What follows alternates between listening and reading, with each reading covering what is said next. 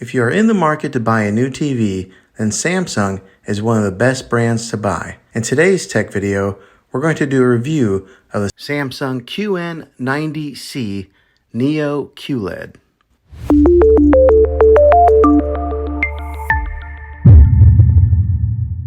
Well, hey guys, Juan here. Thanks for stopping by my channel and checking out this video. This is a 65-inch TV that I just got and I've had for a little bit of time now, and I wanted to give my review on it after owning it and using it and putting it to quite a few hours of use with my kids and my family of watching TV, and to give my feedback and see if this is maybe a TV that you're interested in purchasing, and hopefully you can base that off of some of my opinions on being an honest, normal, average consumer of buying a television.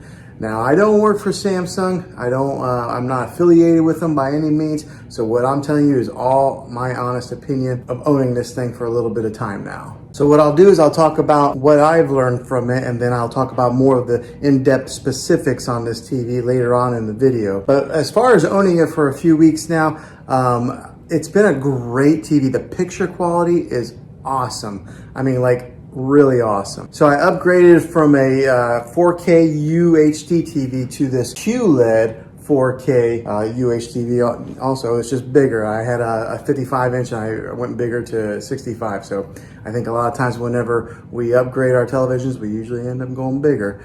But that's what I did, and I gotta tell you, the picture on this, beautiful. It's just awesome. The other day I was watching Endgame on it, and the clarity was so clear. It was almost like they were right there and I could reach in there and touch them. That's how the clarity is on this. So like right now, I've got a background image on here. This is kind of like their screensavers that they have. Samsung has built in a ton of different kinds of screensavers that you can put on there. So instead of just having like a black picture, whenever you're not watching TV, you can have something that's pretty to look at just like this, and it stays on there for quite a long time. Now, one of the main reasons that I went with the QLED when I was shopping around for televisions, because I had it boiled down to two TVs. I was either going to get the Samsung QLED or I was going to get the LG OLED display, because I think that's what TVs are going to be going to in the future. So I wanted to make sure that I buy a TV that's going to last a while and it's going to be kind of future proof, because how often do you buy TVs for your main living room? Is, you know, every so many years. So I wanted to make sure that I got one that's going to last a while and it's going to be something that's going to be, you know, a good TV for years to come. But the reason that I went with this one, the QLED, was because when it comes to OLED and QLED, if you are in a room that has a lot of natural light, like for this room, for example, I've got a lot of windows over here. There's a couple windows over here. There's a glare that'll be on the TV. The Samsung QLED is better when it comes to glares on a TV than they are with OLED. So that was one of the big reasons that I went with this TV. Also, I am a fan of Samsung. I've had a few TVs of theirs, and they've always lasted a long time, versus somebody who maybe had a Vizio or something like that. I had a buddy who had a Vizio and it lasted like a year and it broke on him. My Samsungs have always lasted quite a long time. So they're a trusted brand. They're at the top, you know, they're right there with Sony and LG. And so buying a Samsung QLED was something that I was pretty confident in it lasting for years to come. Now, let me talk about some of the specifics of actually using this thing for a little while. This has what's called Bixby built into it, okay? And if anybody has a Samsung device, they're pretty familiar with what Bixby is. But if you're not, Bixby is kind of like Samsung's Siri, like Apple's Siri, or it's kind of like their Amazon Alexa, okay? It has Bixby built in it. So you can talk to this TV and turn it on with the Bixby command. You just say, hey, Bixby. But let me tell you, it's not that good yet, okay? Samsung has some work to do with that. I would have to say that Amazon's Alexa is the leader in the industry when it comes to artificial intelligence and talking with voice commands. Siri works pretty good on my phone. Maybe not as good as Alexa, but these guys are last in line. I don't know, for some reason it doesn't understand my voice very well. I sometimes gotta yell it. It does have that capability to have that voice command in your TV. So talk about living in the future. We're like in the Jetsons age, or Back to the Future too, if you're a fan of those movies like I am. Now, the other thing that I experienced that was kind of a con is that there was a time that I turned off the TV completely, and I was in the kitchen area and I was kind of cleaning, and then all of a sudden the TV just came back on. How creepy is that? But I'm sure it was because of that Bixby built in there that it turned it on. So it's almost like having poltergeist TV inside your house. So that was kind of weird. It's only done that twice to me. In the middle of the night, the TV came on one time. So in the good length of time that we've owned this TV, that's happened. So that's the con on it. But the pros outweigh the cons on this TV. It is such a great TV. The clarity, the picture on it is just amazing. So let's take a look at it a little bit. So the remote on this thing looks like this. Okay, so it's a pretty narrow remote.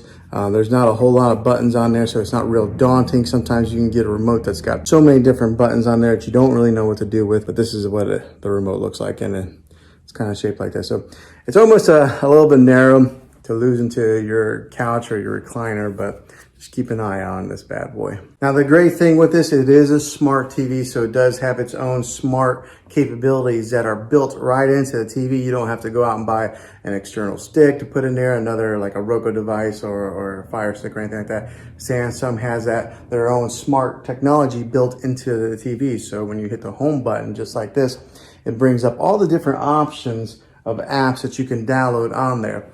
And with this being one of the newest TVs out in the market, one of the best TVs out in the market, it's got every app that you can pretty much think of.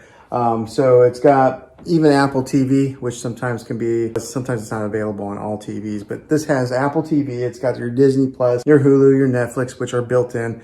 And then also on the remote, it's actually got Netflix right here. It's got Prime Video and Hulu as quick shortcuts that you can press, and it'll automatically launch those apps. And along with having all the different apps that you can download, it does have its own like TV platform. So we'll go right here, this little icon. So right there's Disney Plus, Spectrum.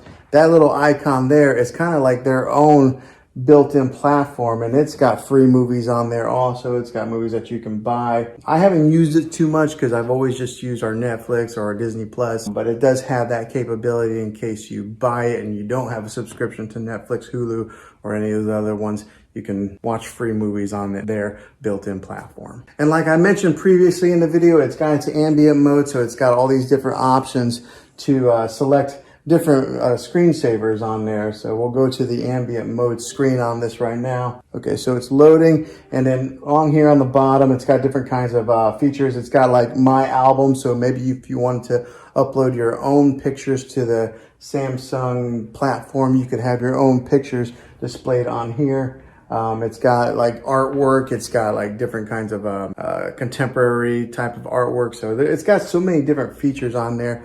But I kind of like the landscape view, so I've kept that on there for a little while. Every once in a while, I'll change it up. And if you are in the whole smart things platform with the Samsung, it is built right into this TV to where you can control some of your other devices that are in that smart things hub.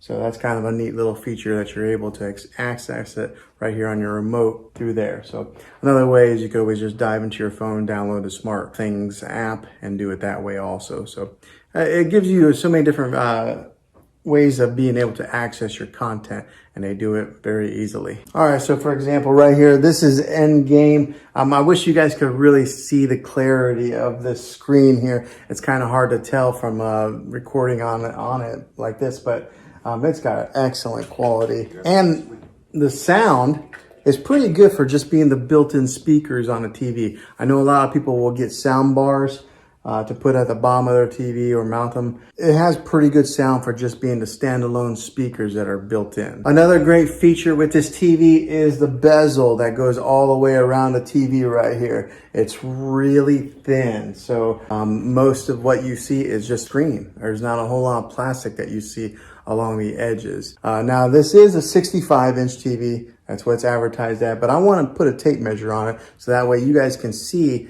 exactly what the exact measurement is of screen real estate that you get. So whenever they say the inches of a TV, you always measure from angle to angle like that. You don't measure across or down. So we're going to put a tape measure on this and see what it measures out to be. All right, so got a tape measure here. Let's measure it. Okay, so the actual measurement comes to be about 65 3/8. So that's they actually give you 3/8 of an inch extra. So that's pretty good. That's what that measures, the actual measurement of screen real estate on this TV. Now, so that's some of the specifics of being an honest user. Probably a lot of people who are going to watch this video are not really ones that need to dive so much into the technical part of the television. They just want to know some of the main user specifics. So that's what I've experienced so far. All right, so hopefully this helped you out in deciding if this was the TV for you. If it is, make sure you throw a thumbs up on this video if you enjoyed it, and go ahead and subscribe to my channel now. That way you can see all the tech videos that I'm making here in the next year to come, and I'd love to have you back in the next one as a subscriber. So thanks for watching this video, guys, and as always, be creative.